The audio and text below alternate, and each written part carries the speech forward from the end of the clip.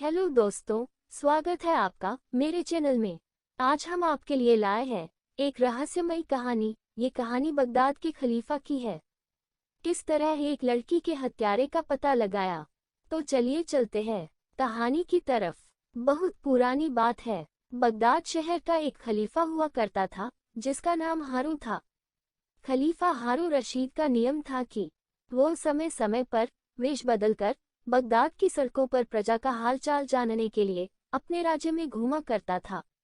एक रोज उसने अपने मंत्री जाफर से कहा, आज रात मैं वेश बदल कर घूमूंगा और मैं देखूंगा कि कोई पहरे वाला अपने कार्य को छोड़कर सो रहा है या किसी भी प्रकार की लापरवाही बरतता है तो मैं उसे नौकरी से निकाल दूंगा और मुस्तैद आदमियों को पारितोषिक दूंगा। मंत्री बताए गए समय पर जासूसों के सरदार मसरूर के साथ खलीफा के पास आया और वे तीनों साधारण नागरिकों के वेश में बगदाद में घूमने निकल पड़े। वे सभी बगदाद की एक तंग गली में पहुंचे तो चंद्रमा के शुभ्र प्रकाश में उन्हें दिखाई दिया कि एक लंबे कद और सफेद दाढ़ी वाला आदमी सिर पर जाल और कंधे पर नारियल के पत्तों का बना टोकरा लिए चला आ रहा है। खलीफा ने कहा कि ये बड़ा गरीब मालूम होता है, इससे इसका हाल पूछो। तब खलीफा के कहे अनुसार मंत्री ने उससे पूछा कि तू कौन है और कहाँ जा रहा है। फिर उसने जवाब दिया, मैं अभागा एक निर्धन मछुआरा हूँ। आज दोपहर को मैं मछली पकड़ने गया था, किंतु शाम तक मेरे हाथ एक भी मछली न लगी। मैं अब खाली हाथ ही घर जा रहा हूँ। घर पर मेरी पत्नी और कई बच्चे हैं। मैं अब सोच रहा हूँ कि उन्हें आज खाने को क्या दूंगा। खलीफा को उसकी बात सुनकर उस पर दया आ गई। खलीफा ने कहा, तू एक बार फिर से नदी पर चल और जाल डाल। तेरे जाल में कुछ आए या ना आए, मैं तुझे 400 सिक्के दूंगा और जो कुछ तेरे जाल में आएगा ले लूंगा। ये सुनकर मछुआरा तुरंत इसके लिए तैयार हो गया। उसने सोचा कि मेरा सौभाग्य ही है कि ऐसे भले आदमी मिले, यह मेरे साथ धोखा करने वाले तो मालूम नहीं होते। फिर सब नदी पर पहुंचे। नदी पर जाकर मछुआरे ने जाल फेंका और थोड़ी देर में जाल को खींचा तो उस जाल में एक भारी संदूक फंसा हुआ आ गया। खलीफा ने मंत्री से मछुआरे को 400 सिक्के दिलाए और विदा कर दिया। खलीफा को बहुत जिज्ञासा थी कि संदूक में आखिर क्या है। मसरूर और जाफर ने खलीफा के आदेशानुसार संदूक खलीफा के महल में रख दिया। उसके बाद संदूक को खोलकर देखा गया तो उसमें कोई चीज नारियल की चटाई में लाल डोरे से सिली हुई थी। खलीफा की उत्सुकता और बढ़ी। उसने छुरी से रस्सियां काट डाली और देखा कि चटाई के अंदर एक सुंदर स्त्री का शव टुकड़े टुकड़े करके सी दिया गया था। खलीफा ये देखकर अत्यंत क्रोधित हुआ।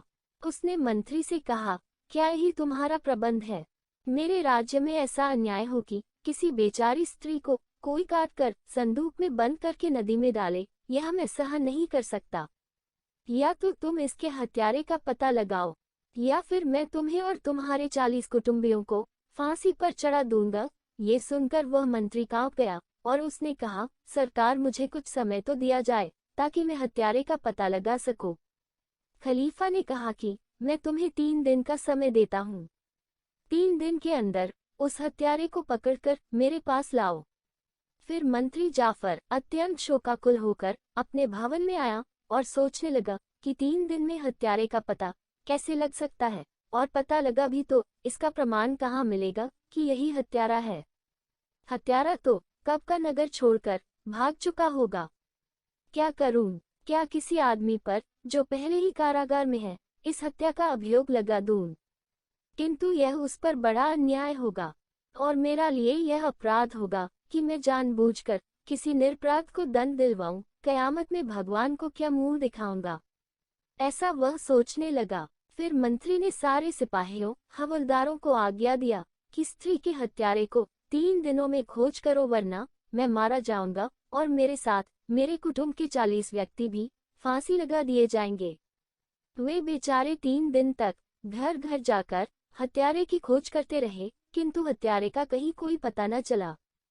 फिर 3 दिन बीत जाने पर खलीफा के आदेश पर जल्लाद ने जाफर और उसके 40 कुटुंबियों को पकड़कर ले आया और खलीफा के सामने हाजिर कर दिया। खलीफा का क्रोध अभी शांत नहीं हुआ था। उसने आज्ञा दी कि सबको फांसी दे दी जाए। फिर जल्लाद के निर्देशन में फांसी की 41 टिकटियां खड़ी कर दी गईं। नगर में मुनादी करवाई गई कि खलीफा के आदेश से मंत्री जाफर और उसके 40 कुटुंबियों को फांसी दी जाएगी। जो आकर देखना चाहता है देख ले। सारे नगर में यह मालूम हो गया कि किस अपराध पर मंत्री और उसके कुटुंबी फांसी पर चढ़ाए जा रहे हैं। कुछ समय के बाद मंत्री और उसके 40 कुटुंबियों को टिकटियों के नीचे लाया गया और उनकी गर्दनों में रस्सी के फंदे डाल दिए गए। वहां पर बड़ी भारी भीड़ जमा हो गई। बगदाद के निवासी मंत्री को उसके शील और न्यायप्रियता के कारण बहुत चाहते थे। उन्हें उसकी मृत्यु पर बहुत शोक हो रहा था। सैकड़ों लोग उसकी गर्दन में फंदा पड़ा देखकर रोने लगे। इस पर भी खलीफा का इतना रोब था कि किसी का साहस नहीं हुआ कि मंत्री के मृत्युदंड के विरोध में कुछ कह सके। जब जल्लाद और उसके अधीनस्थ लोग फांसियों की रस्सियां खींचने को तैयार हुए, तो भीड़ में से एक अत्यंत रूपवान युवक बाहर आया और बोला, मंत्री और उसके परिवार वालों को छोड़ दिया जाए महाराज, क्योंकि स्त्री का हत्यारा मैं हूँ। मुझे पकड़ लिया जाए। मंत्री को अपनी प्राण रक्षा की खुशी भी थी, किंतु युवक की तरुणाई देखकर उसकी भावी मृत्यु से दुख भी हो रहा था। इतने में एक लंबे चौड़े डील डौल वाला बूढ़ा आदमी भी निकलकर बोला, यह जवान झूठ बोल रहा है।